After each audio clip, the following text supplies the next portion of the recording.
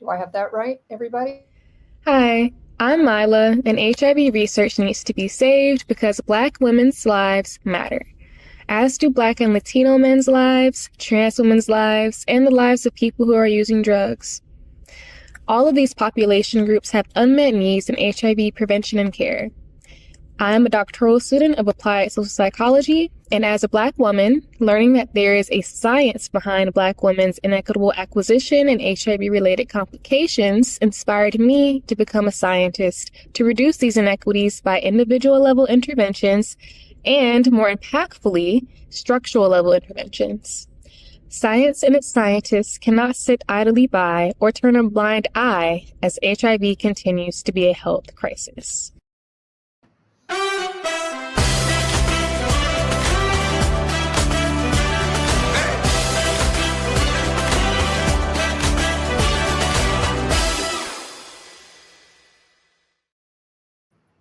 Well, welcome back. Wardrobe change, as I threatened to do earlier. It's actually getting a little bit warm here in San Francisco, which is unusual for us, and we don't have air conditioning. So, hence the shorter sleeves.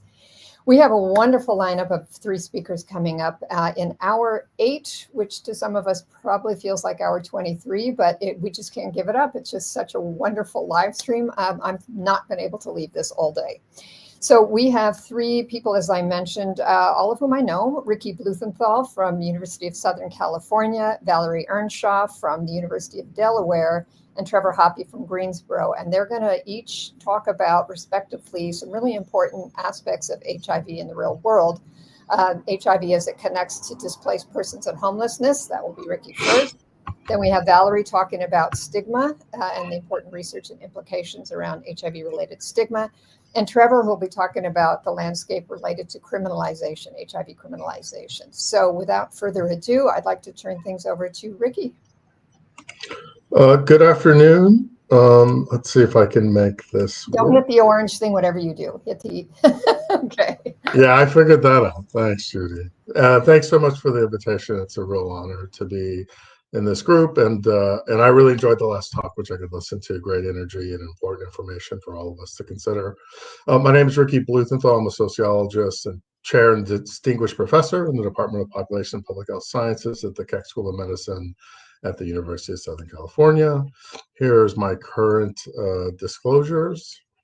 And what I'm going to do in my short time is talk a little bit about the relationship between being unhoused and HIV incidents and outbreaks in the United States, and then talk about ontological security, define it for you all, and then talk about it, because I think it's important to understand the mechanism by which, or at least some of the mechanisms by which being unhoused elevates risk, because there are things that we can do about it. And then I'll present some quantitative data that me and my collaborators, Alex Kral, Karen Corsini, Jesse Goldshire, and Sid Ganesh have collected over the last really 8 or 9 years, looking at the impact of unhoused, unsheltered living on HIV risk. Okay, so there have been a number of systematic reviews and modeling studies that have been published in the last 3 or 4 years looking at the relationship between being unhoused and infectious disease risk. No surprise, it increases cases both of incidence and both globally and in the United States and other locales.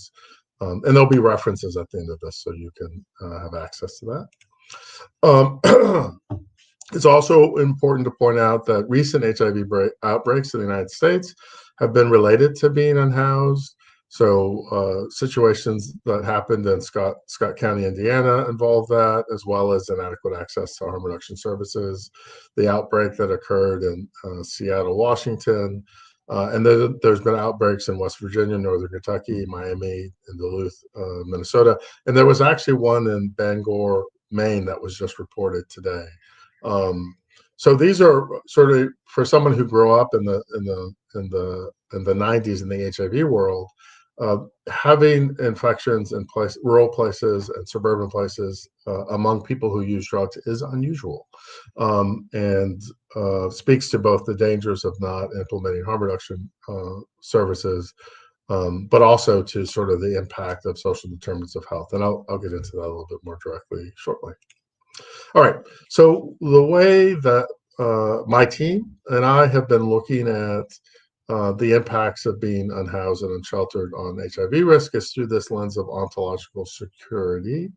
And I feel like it's an important framework because it makes the point that the way that any of us really attain and maintain wellness sort of is dependent on things like material constancy and social trust, having daily routines that are reliable, privacy and freedom for surveillance, that would then create the conditions where we can sort of build this self-actualizing identity and be healthy. Sorry. So my former student and now assistant professor at the University of California, San Diego, Jesse Golcher, did this qualitative study a couple of years ago where he went in deep with people who were living in 3 different encampments in the Los Angeles area. And I'm just sort of summarizing the important findings in the study that were reported in Social Science and Medicine. But the whole act of these sort of sweeps, end up creating hopelessness and pessimism and limited goals. And go and read this paper because it does a very good job of sharing the experience of these events on the people who have to live through them. Folks end up feeling abandoned and punished, which is, of course, what they're doing. And then and I'll get into the quantitative data in a minute that shows this, because folks are losing things that they need to get services or actual services, it creates a spiral that makes it difficult for them to find a way out of being unsheltered and unhoused. There was a newer study that came out a year ago that referred to the trauma machine, looking at the Kensington neighborhood in Philadelphia.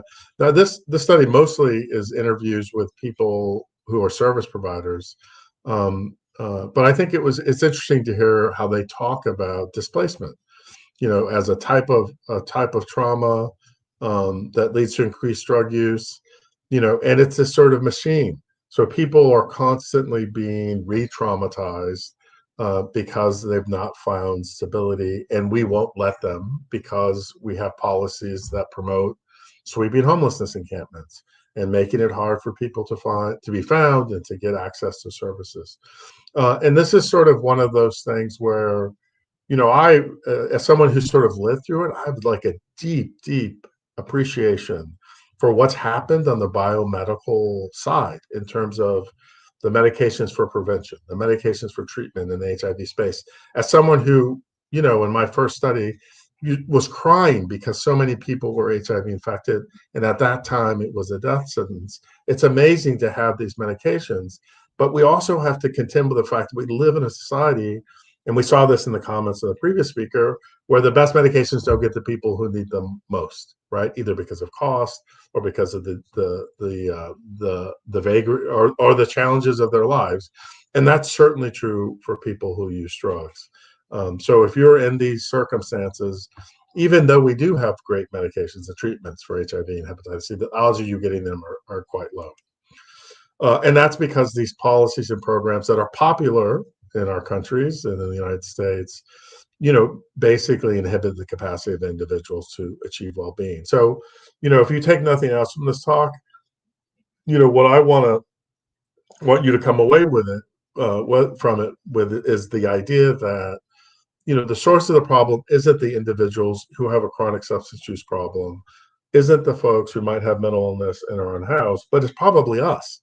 Because even though we do some things that are helpful, we have much more effective interventions that impact this population and disrupt their lives and make it nearly impossible for them to find well-being and health. And so I came into this whole idea late for someone who'd been doing this a long time. And what sort of drove me was what you see here. This is just reports of homelessness in my samples over the course of 17 years. And what you see is a steady increase regardless of neighborhood and people being unhoused. These kinds of trends have been replicated in other cities like Chicago, which is the citation on the other side. And so we began to look at this first in San Francisco and Los Angeles with my collaborator, Alex Kroll. This is a paper that Joey Chang, who's a physician, wrote for us while he was a medical student, looking at the impact of relocation. And what you see here is that when folks are being, any relocation in the last 30 days elevates their risk, the odds of them having a non-fatal overdose, increases the odds that they're going to share, have receptor syringe sharing, which is one of the ways which people get HIV and hepatitis C, and then gets in the way of a bunch of other stuff like access to substance use treatment. So it's in general a big negative in terms of people being able to take care of themselves. And so the next study, we looked at it from a later data set, and these data come from Denver and Los Angeles. And we're trying to see, hey, is there a dose response to this sort of impact of displacement? And so in this sample drawn from Los Angeles and Denver between 2021 and 23, you see about 16% or 60% of the sample was housed, and then we have these different categories. So there are people who were unhoused but didn't have to relocate or weren't displaced. And then we looked at folks who were displaced basically once a month, people who were displaced basically weekly, and then people who were displaced more than weekly. And then just looking at the bivariates, and sorry, the slide kind of got crunched when we uploaded it. But when you look at, is there evidence of a dose response? It looks like there is pretty good evidence of it. So the more people get moved, the higher the self-reported non-fatal overdose, the higher the receptor syringe sharing, and then difficulty getting these sort of their basic subsistence needs met. Similarly, they're much more subject to violence, generally speaking, the more that they get moved, which gets at that issue of social trust. As well as sexual assault. We talk about the trauma machine. Essentially, in our study, none of the women who were housed were raped, but folks who were unhoused and then moved frequently were much more likely to have been raped. And then people are losing things that they need. So clothing, food, syringes were often thrown away in these sweeps. People lost tents, obviously. Naloxone, the medication we use for reversal of overdose. ID, which you need to generally get access to most services, including the prescriptions for HIV pre-exposure prophylaxis. And then buprenorphine, which is a medication for opiate use disorder. So we did a final model, again, looking at for this sort of dose-response relationship. And you see good evidence for it, certainly with overdoses, and decent evidence for it in the case of receptor syringe sharing. So the more people are getting moved, the increased odds that they're going to share syringes, for reasons that we sort of described. All right, I'm almost done. So these data were the basis. I'm sorry, this is a little difficult to read, but you'll get the PDF.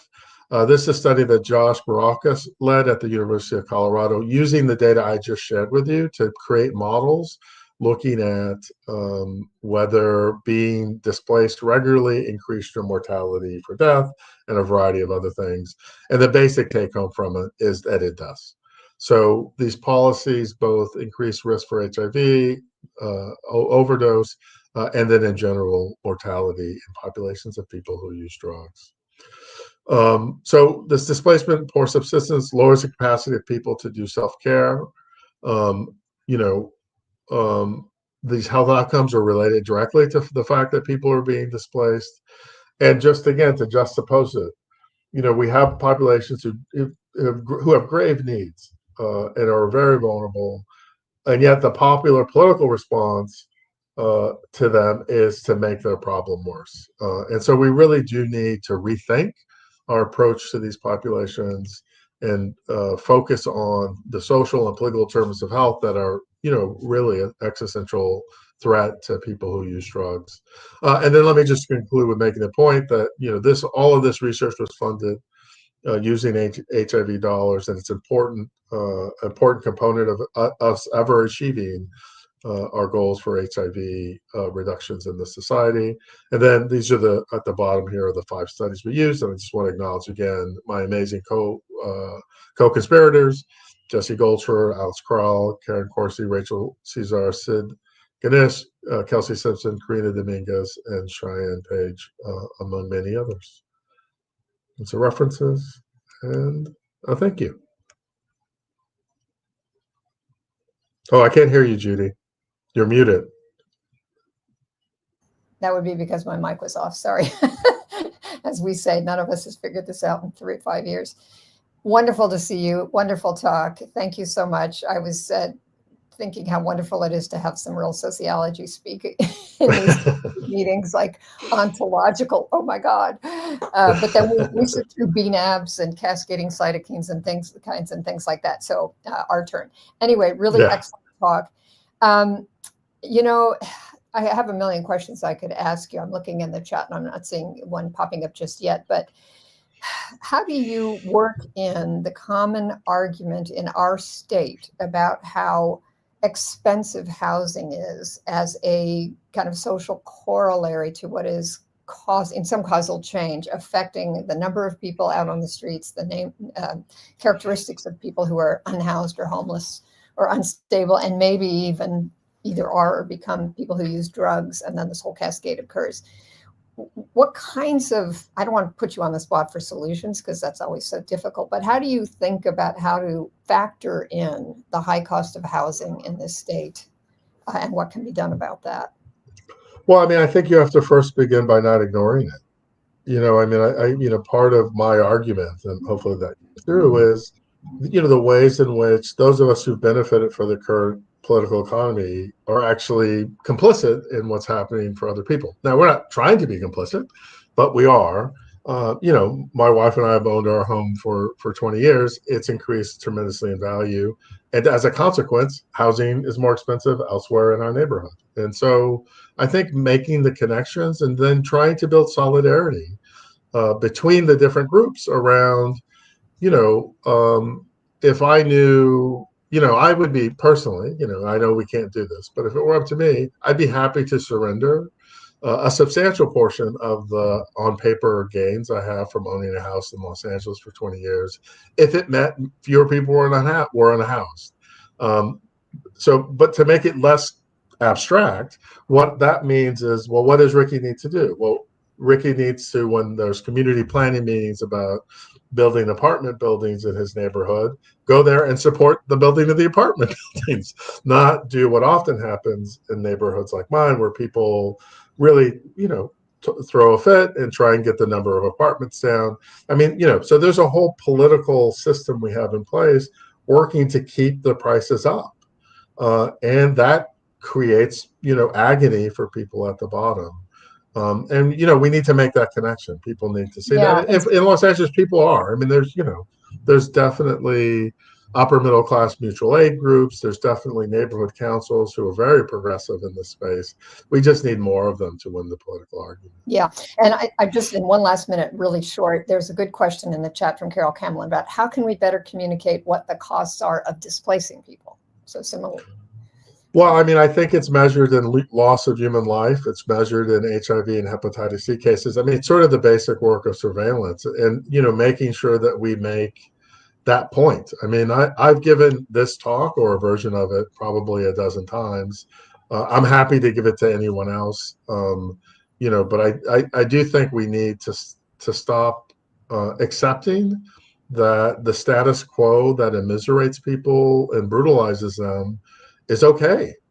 And, hopefully the kind of data I showed and the qualitative work that's out there, and there are a bunch of, groups out there, We the Unhoused, Invisible People, who are trying to humanize our neighbors and elevate their stories so that hopefully we're more sympathetic and understand that we're spending a fortune to make their life worse without ever dealing with the underlying problem.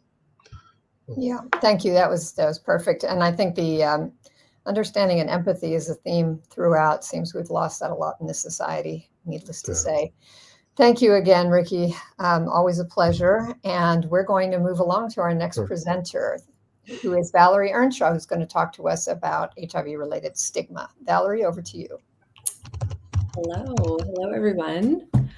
Well, I'll start while my slides are hopefully coming up. There they are. Okay, great. I'll just start with a very big thank you to the organizers for doing this. I've been tuning in since hour one, since the very beginning, on and off all day with you. And so it's a real pleasure to be here. Thank you for the introduction. I feel like I've just grabbed the baton and I'm off for my part of the relay. So thank you.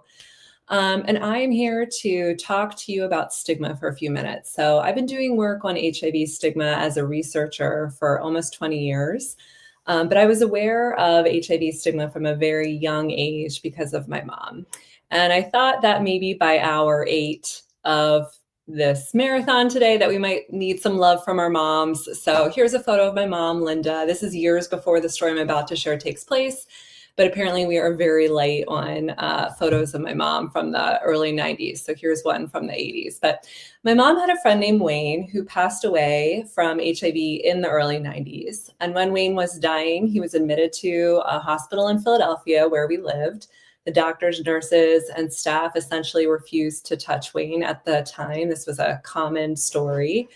And so my mom, who was a nurse and Wayne's partner, took care of Wayne until he passed. And after Wayne died, I remember my mom being sad, which made a lot of sense to me, but she was also furious, which was strange because my mom did not get mad. She was not a mad person.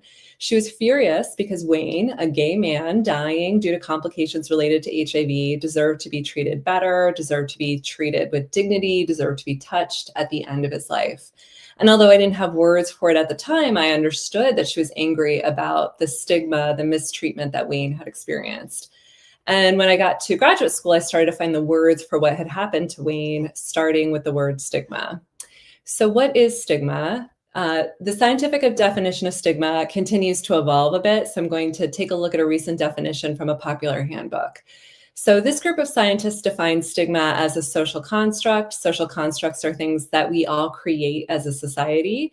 It's an expression of social power. Power is the backbone of stigma. It is what creates and reinforces the phenomenon. They note that stigma involves identifying a socially conferred mark that distinguishes individuals who bear this mark from others. Essentially, our marks can be identities, social categories or statuses, illnesses like HIV.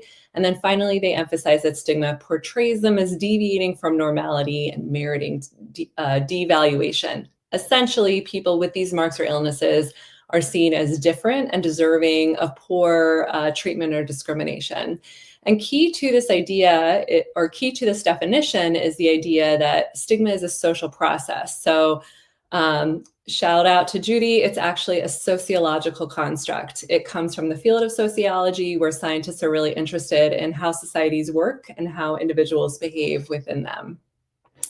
And I'm using the term HIV-related stigma in this presentation, and that's because when we're studying HIV stigma, we need to think about stigma associated with HIV itself, but we also need to be thinking about stigma associated with lots of other characteristics. So I've put up a few here: gender, race, ethnicity, drug use, but others as well that aren't included here, things like sexual orientation. So stigma associated with all of these can have big impacts on the well-being of people with HIV, as well as people in communities affected by HIV. And I'll just note very briefly that these different types of stigma are highly related. So as researchers, we try to think about them and study them in an interactive or intersectional way, which turns out to be fairly complicated science, which we could talk more about. So where does stigma exist? Where does the social process exist? How do we observe it? So the social process has been studied at multiple levels of society, and I'm going to narrow in on two levels: the structural level and the individual level, are darker blue levels, and we can talk more about what we mean by those. Starting at the structural level, stigma is baked into our cultural norms, as well as our federal and local laws and our organizational and institutional policies. So here we're really thinking about stigma in our environments and our societies. And don't worry about this next wordy slide. I'm going to walk you through it. What's important here is that over the past 10 to 15 years, we've had a real uptick, a real surge of research looking at how stigma at this structural level is associated with HIV-related outcomes. So structural LGBTQ stigma, for example, has been studied as same-sex marriage bans, indicators of whether states confer legal protections, such as employment and housing non-discrimination or school anti-bullying policies and other policies, as well as local attitudes towards sexual and gender minorities. And this work generally shows that sexual minorities living in places with more anti-LGBTQ policies, or even just in places that don't have supportive LGBTQ policies, show worse outcomes related to HIV. And this includes less condom use, less HIV knowledge, less frequent HIV testing, greater risk of HIV, later HIV diagnoses, and greater risk of AIDS-related mortality. So lots of the things that we care about. Some work also draws attention to structural racism. Just briefly, we've seen that our HIV prevention interventions, as an example, are less effective for African Americans in places where there is more racial residential segregation, as well as racism within communities. Okay, now while we've just gotten started with researching stigma at the structural level in the last 10 to 15 years with that surge, we've been researching stigma at the individual level for pretty much the entire HIV epidemic. So, 30, 40 years of this scholarship. Stigma at the individual level essentially includes how individual people, such as people living with HIV, experience stigma. So this could be experiencing discrimination or poor treatment from other people. We sometimes call this experienced or perceived stigma, expectations of discrimination from others in the future, which we sometimes call anticipated stigma, and internalizing stigma by absorbing all that negative messaging about HIV or one's group and really applying that to the self. So feeling like you're a bad person for living with HIV or for being gay or trans. So this is internalized or self-stigma. And we have a lot of research on the negative impacts of HIV-related stigma at the individual level on the health of people living with HIV and people in communities affected by HIV, like gay men, people who use drugs, transgender women, and others. And we actually have so much research on this that we now have at least one meta-analysis of meta-analyses, or a paper that summarizes other papers that summarize research. So we've got a lot of data. The research generally tells us that HIV-related stigma at the individual level undermines all sorts of health and treatment outcomes for folks in these communities. And here's just a sample of that research. So most of our research shows that people who experience more stigma, like more discrimination, are less likely to take their medication, which is crucial and life-saving for people living with HIV. We've heard about that today. Research has identified 3 pathways through which stigma impacts medication non-adherence, and that includes by harming mental health, by reducing self-esteem, and leading people to conceal their HIV. HIV stigma is also associated with less engagement in HIV treatment more generally, including later presentation for HIV care and longer gaps between HIV medical care visits, so really avoiding one's HIV doctors. And then beyond HIV care, HIV stigma is associated with less engagement in care for non-communicable diseases. So all of the other chronic illnesses that people living with HIV, and really all of us, are experiencing as we age. It seems that past negative experiences with healthcare providers, worry about stigma from new healthcare providers, and internalized shame all prevent people living with HIV from accessing care associated with these chronic illnesses. There's also a good amount of evidence that HIV stigma is associated with worse overall physical health, and stigma is also associated with lower likelihood of viral load suppression, or essentially having more HIV virus circulating in the body. Related to mental health, people who internalize stigma or feel worse about themselves because of their HIV are at greater risk of depression and lower self-esteem. Research also suggests an association between stigma with anxiety and emotional distress.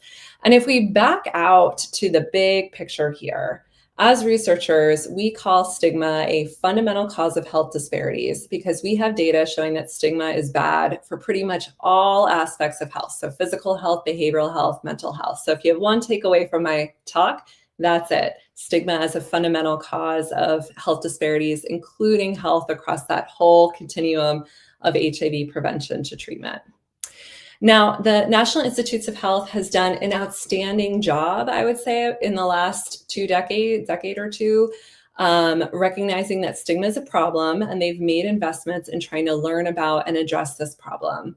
And because of these investments, we arguably know more about HIV-related stigma than most other types of health-related stigma.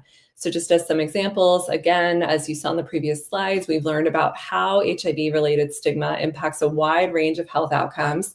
We know how, or we're starting to get insight into how it changes over time. And we've learned about how to intervene on it. We do have interventions. And we've been able to apply what we've learned about HIV-related stigma to other areas. So for example, we were able to quickly apply what we knew about HIV stigma to make predictions about COVID stigma, including how it might impact things like testing and social distancing behaviors. And then the field, including the CDC at the time and with support from NIH, made quick evidence-based recommendations on what to do to minimize the development and impact of COVID stigma. And as a result, as a stigma researcher, I would argue that the impact of stigma during the COVID epidemic could have been much worse than it turned out to be. Okay, so to wrap things up here, the data suggest that we have made progress in terms of HIV-related stigma over the past 40 plus years. And here's like a time lapse for you over that time period. I'd be shocked to hear of someone dying like Wayne did in a hospital in Philadelphia today. But we still have a lot of questions to answer in order to fully get rid of stigma and to protect people from it. And here are some of the questions on this slide that I spent some time thinking about. But for me, the signal that we have more work to do today is that we still have people dying in our hospitals because of stigma, although it does look a little bit different, today than it did in the 80s and the 90s. So I now live in Wilmington, Delaware, not far from where I grew up in Philadelphia, Pennsylvania, and this is me and my mom in Delaware. I am now decades older than my mom was in that first photo. But here in Delaware, we recently lost a girl in her 20s who passed of HIV-related complications in our local hospital. She had been diagnosed with HIV years earlier, so she knew she had HIV, but she refused to take any medications because she was so afraid of what her family and community would think or do if they found out about her HIV. So she was really embodying that association between HIV stigma and medication non-adherence that we see in our studies. There have to be better ways for us to intervene, to figure out how to pull that stigma out from our community so that no one diagnosed with HIV ever needs to worry about what people are going to think or do. And until we get there, I would argue that we have plenty of more work to do as scientists. So thank you so much. I'd be happy to take a question if we have time. Fantastic. Thank you, Valerie. That was really excellent. We talk so much about stigma. It's just this never ending so-called psychological feature and factor in the HIV epidemic and other areas as well. I was particularly pleased to hear you say that we don't just have basic science wherein we describe the problem, which we were doing for a very long time and characterizing it and drawing models about it, but now we have some interventions. Mm-hmm. You want to take a minute and just talk about any that you think have been particularly effective in particular settings and populations? Sure, I would love to. And I'll maybe share maybe what we've learned about interventions. It's the way that my brain works. So some of the things, so we've done a really good job discovering what I would call intervention tools. So things that work to lower stigma. And so we have tools like, we know education helps to bust stereotypes, to change the way that people think about people living with HIV and other stigmatized groups. We have things like contact. Contact is interaction between people with HIV, for example, without HIV. And that is a great way to reduce prejudice or improve attitudes and feelings towards people with HIV. We also know that things like policy changes within organizations can be really effective for finding the ways that stigma may be manifesting itself and then removing it. For example, I think there are some stories of clinics that had purple, folders for folks living with HIV and other colored folders for folks not living with HIV. And so we get rid of the color coding system. So looking for those sorts of things. And even language change. So following some of the other conversations today, if we think about, for example, the way that we talk about folks who use drugs or folks with substance use disorders, our language is often riddled with stigmatizing terminology. And we know that even just changing the way that we talk about folks and using medically accurate and scientifically accurate terminology can also change the way that people think about these groups. So what the research seems to be saying, how I would interpret it, is that when we are intervening, we want to be using multiple of these tools. We want to combine them. We want to deploy them at multiple levels. So we want to change our policies, but we also want to change how people think and feel and act. And then we want to do them over time. So we don't just want to do like one webinar where we're trying to bust some stereotypes, but if we're working in a clinic, we want to do that over time.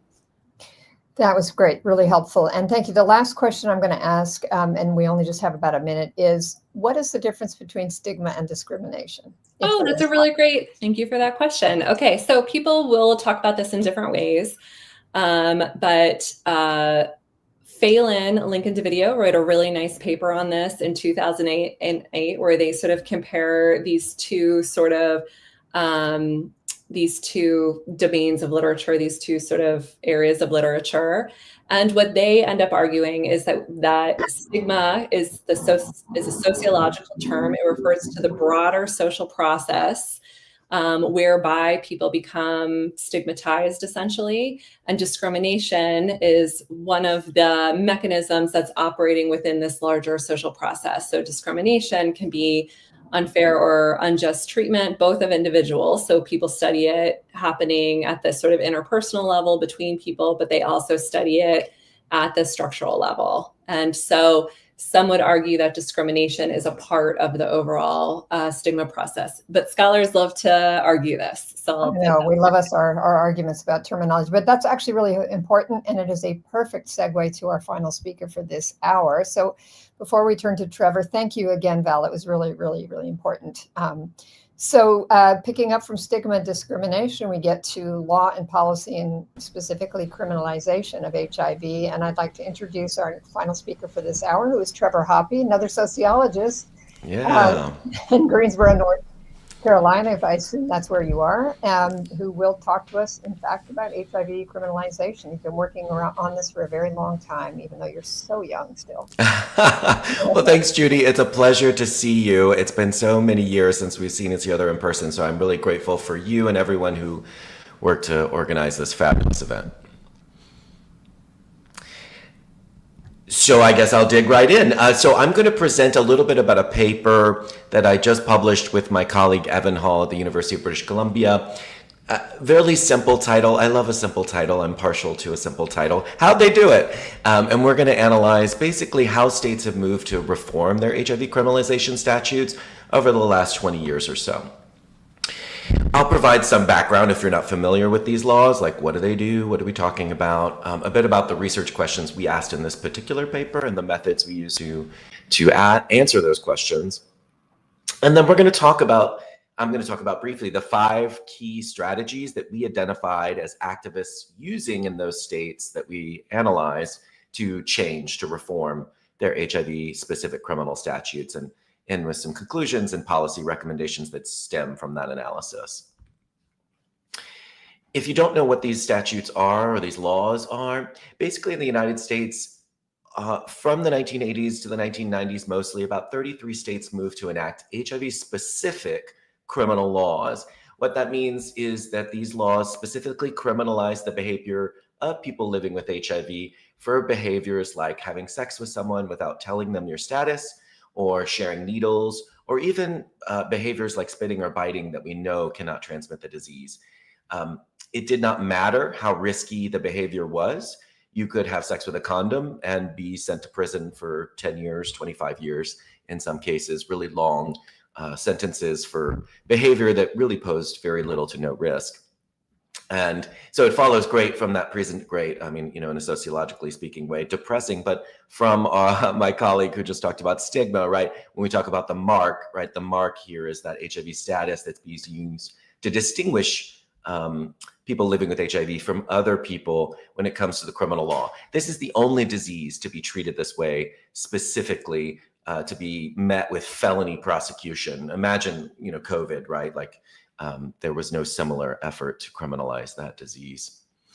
Over the past, I would say, since U equals U, undetectable equals untransmittable, and since that evidence started to build, it really undermined the legitimacy of these laws, and we saw a movement to repeal or modernize them. We're going to talk about what that means, but repeal means, take them off the books entirely, and then modernize tends to mean make them more precise to account for scientific evidence. So, for example, saying that you can't be prosecuted if you're living with HIV and you didn't disclose your status, but you used a condom or you were on antiretroviral treatment that made it impossible for you to transmit the virus to your partners.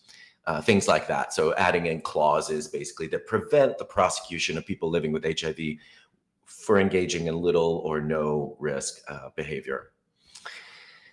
Sort of framing how I'm thinking and how me and my colleague thought about the sort of levels of analysis that we do in this paper. We're thinking, we're using what we call the integrative conflict model of the criminal law from McGarrell and Castellano. I don't want to get too into the nitty-gritty there, just to say that we're trying to think not just at the micro level, like individual actors changing laws, but also at the structural level, thinking sociologically about the economy or racism or shared values, those things that don't really exist at the micro level. They circulate at a bigger level, and how that can shape arguments for changing the law, specifically criminal laws related to HIV.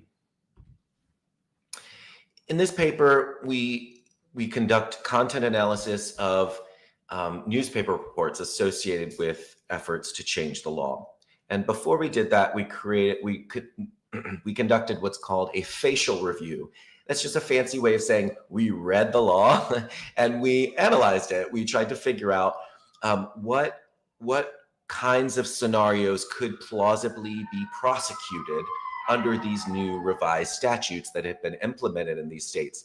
So we constructed a 4-point scale to assess the scope, whether someone could be prosecuted if they were virally suppressed, whether they could be prosecuted if a condom was used, whether they could be prosecuted if only oral sex occurred, and whether they could be prosecuted for spitting or biting. And we created a 0 to 4 scale to sort of map the extent of the modernization across these statutes. We created a sample from that I'll talk about in a second, and then we analyzed newspaper reports in those 7 states that we chose for our sample. This is a review of the scoring that we did in the states that implemented these modernization at the top and then repeal at the bottom, from Louisiana down to Virginia. You can see if the answer was yes, if someone could be prosecuted if they were virally suppressed, or it was unclear, meaning the law was ambiguous. We still scored that as a 0. And only if it was really clear and specifically laid out in the statute, we scored it as a 1. We wanted to maximize the variation in our sample of the kinds of laws that were getting introduced in these states. So we sampled 1 state that scored 0, 1 state that scored 1, 1 state that scored 3, 1 state that scored 4, and these are the states in green. So Iowa, Missouri, Michigan, California, and then all of the repeal states, New Jersey, Illinois, Texas. And if you're thinking Texas, it's true, they repealed their HIV criminalization statute in 1993. We can talk more about that in the Q&A if you're interested.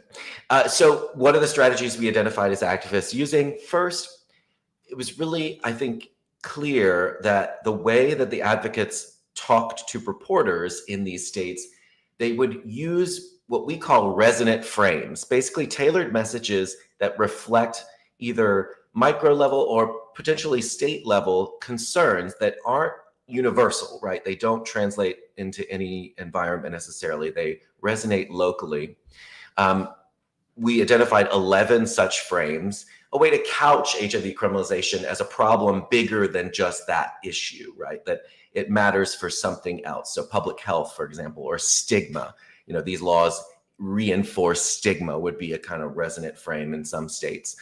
Racism, right? In a couple of states that, couching these laws as reinforcing racial inequality would be another kind of frame that worked in states like California and maybe not some other states. Here we have one advocate quoted in these newspaper reports sort of exemplifying some of this work, saying this law is a public health risk as it discourages testing and disclosure by punishing those who know their status. It's a very common kind of argument rhetorically, and it speaks to reframing the issue to some bigger problem, right? In this case, public health. Second, we identify the strategy of sort of finding and utilizing moral entrepreneurs. Sometimes these are state these are lawmakers who sponsor bills, like Senator Scott Wiener in California or John Hoadley in Michigan. Sometimes these are grassroots leaders like Tammy Hott in Iowa.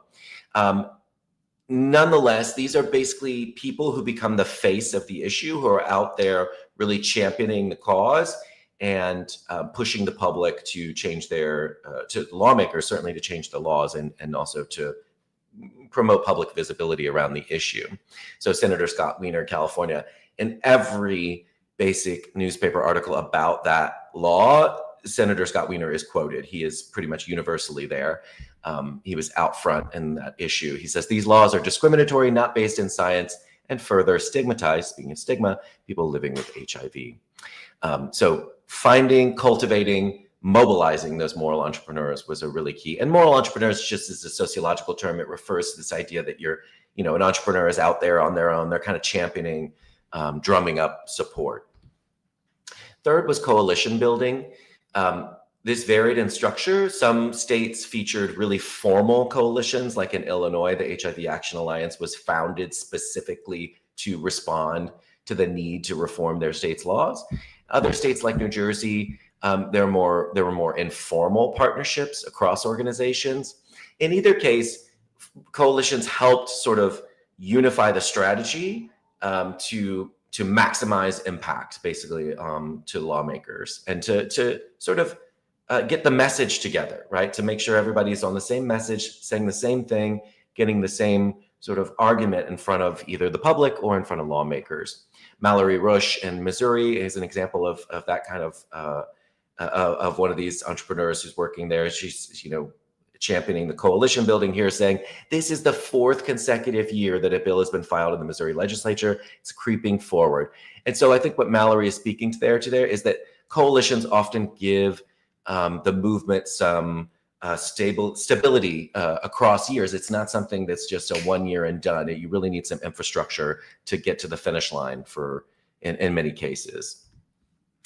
Fourth, and this is one that I found particularly interesting and helpful, is the strategy of piggybacking on broader political efforts that were already underway. If you're wondering, how did Texas repeal its statute in 1993? It basically happened in the dead of night, where a lawmaker added a one-line sentence to an 800-page crime bill. They were reforming all the state's criminal laws, basically, and a lawmaker inserted this language that had the effect of repealing that state's law. So sometimes it's like that, like criminal justice reform efforts, like in Missouri or Michigan, we identified that there were efforts already underway that advocates could kind of hitch a ride on, so that, you're not just introducing one bill about this specific issue, but you're putting HIV criminalization reform in a much larger bill that gets voted on. And that sometimes takes the heat off, in terms, I think probably for advocates would say, to not focus specifically on that issue. And that's what happened, for example, in New Jersey. You have Dr. Perry Halkitis, speaking of stigma again, who was out front and center calling for the enactment of the governor's broader HIV plan. So we're calling on the New Jersey legislature leadership to enact the policies in the governor's plan, including eliminating HIV criminalization laws. So beyond just HIV criminalization, looking to other bigger opportunities to insert this issue into. The final strategy we identified is spotlighting unjust outcomes, and that can undermine the legitimacy of the law. So for example, Nick Rhodes in Iowa was sentenced to 25 years in prison, despite no transmission occurring from the sexual contact he was alleged to engage in. Or Michael Johnson in Missouri, basically spotlighting how these really unjust outcomes suggest that something is fundamentally flawed about these laws. How, why are we sending someone to prison for 25 years when there was no, real concrete harm done to the person involved, the victim involved, quote unquote. And Jean Breger, who spoke to the Nick Rhodes case in one newspaper, speaks to this. She says, murderers and child rapists receive less time than this young man did, spotlighting kind of the injustice in that outcome. That definitely was another strategy that advocates use to try to move the needle towards reform. A couple of scientific limitations. Obviously, this is a very cursory study. We hope more people will dig into by getting on the ground and beyond the newspaper coverage, and not just look at successful campaigns. We also want to note that many of the people I just talked about are people living with HIV, but they're not identified in the newspapers as such. So it makes it difficult for us to make a claim. But we, would offer in the comments, the end of the paper, basically, there's likely a sixth strategy here, which would be putting people living with HIV front and center and letting them lead. This just, because of our methodology, was hard to assess. So, our policy and advocacy recommendations in the paper stem from that directly. Cultivate those moral entrepreneurs, build and align those coalitions, tailor your messaging to local context. It has to resonate, right? It has to be an issue of political import. Capitalize on those political opportunities where they come your way, and then really take a long-term view of advocacy. That it's advocates will sometimes get disappointed when their bill doesn't succeed, of course, in one session, but you reintroduce, you take a long game, I think, is what came clear in those newspaper articles that we read and analyzed for this study, that it often is a longer term project to change the law. Happy to chat, to take questions about HIV criminalization in these last few minutes that we have. Great. Thank you, Trevor. That was terrific. And there are a few questions in the chat, and actually it was connected to the one I was going to ask.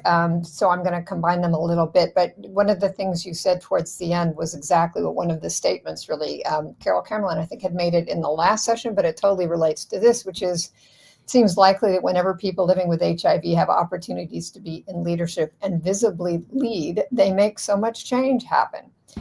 And so the next questions I'm going to get to relate to what I was going to say about how, my question was, how did this happen? And I, of course, and Carrie Foote, who's a sociologist and a woman living with HIV, she's out and proud and all that, in Indiana, University of Indiana, the long name that it has, who's been one of the actors in the HIV modernization movement in the state of Indiana. And so I think what she and the others have done is very much in keeping with how you outline what you've observed from this particular study about coalition building, but also being an HIV positive leader who's really engaged in the leadership of this movement. So the other two questions, and you can just respond to all these at the same time. We have just a couple more minutes. Dr. Hoppe, in the facial review of the modernization statutes, did you find that any states copied another's language to modernize their own? And if so, is there anything significant? Is there any significance to that? And relatedly asks, did it have anything to do with the advocacy of formal coalitions and informal partnerships? Did they suggest specific language? So this is really all about how did these laws actually get changed and from one state to the next? Yeah, I think those are great questions. And thank you, Judy, for that prompting around HIV, people living with HIV leadership. I think the Denver principles, we have so many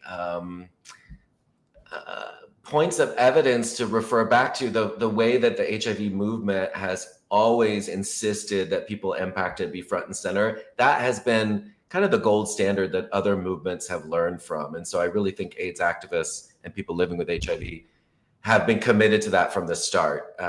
So I really think that's extremely valuable and important to learn from that and to keep that close to heart when you're thinking about advocacy movements. If the people impacted aren't at the table, then, kind of what are you doing would be what advocates would say. You really need to prioritize that. The other thing I'll say is the facial review question, which I think is a very interesting one. And I had sort of attempted to work on this for my book, Punishing Disease, because I'm interested in the way that states, there's this like network of statutory language that goes on. And you do see this happen where states copy and paste from each other. They don't usually invent the wheel. Someone sort of goes first, and then there are these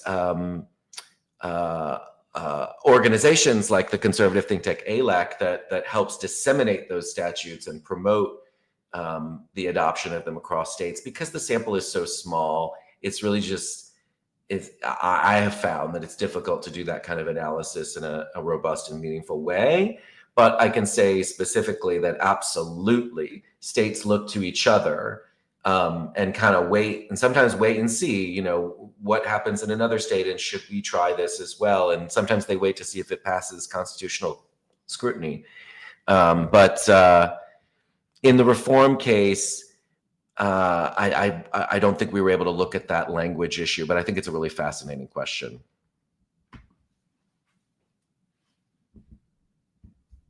Judy, you're muted. I clicked on the wrong thing and it disappeared me. So one last question, then we really have to stop, but I don't want to miss this one from Vidon Penderkar. What does the ideal future legal framework look like in 1 minute? Oh. I think there's no world in which we should live where are there disease-specific laws. If there is harm that exists in the world, which there is always harm in the world, we have general criminal statutes that can deal with that. I think the risk that some people would point to for that is that general statutes can be misused against people living with HIV. You can file an attempted murder statute even where there are cases where there's very little harm. So it's not, general statutes isn't a fix for everything. But I think having disease-specific laws, to me, I just don't think that that's an appropriate use of the criminal law and doesn't make sense. Excellent note to end on. Thank you so much, Trevor, and keep up the good work. Thank you, Judy. I think now we have time to show one of our lovely video testimonials. AIDS research saves lives. I am living proof of that. Growing up in the 1980s, images of the AIDS epidemic are indelibly etched into the fabric of my childhood. When I was diagnosed with HIV in 2008, I remember holding my head in my hands as the physician who delivered the news awkwardly patted me on the back 3 times and then scurried out of the room to get me the number of an infectious disease doctor. I learned quickly that I was lucky to have received the diagnosis when I did. While my once-a-day pill regimen still had some less than great side effects, they were far better than the outcomes my queer ancestors had grown to expect. Medications have only grown better since then, but we have also grown complacent. The medication is so good that we have forgotten the horrors that HIV and AIDS once wrought in the United States, and still do in many parts of the world. We cannot go back, but we must also be willing to go back to basics, the basics of human connection and communication. We will not win this battle with facts or statistics or information. We will only do so by working to overcome the empathy deficit that has grown over the last 10 years and reconnect to our shared humanity.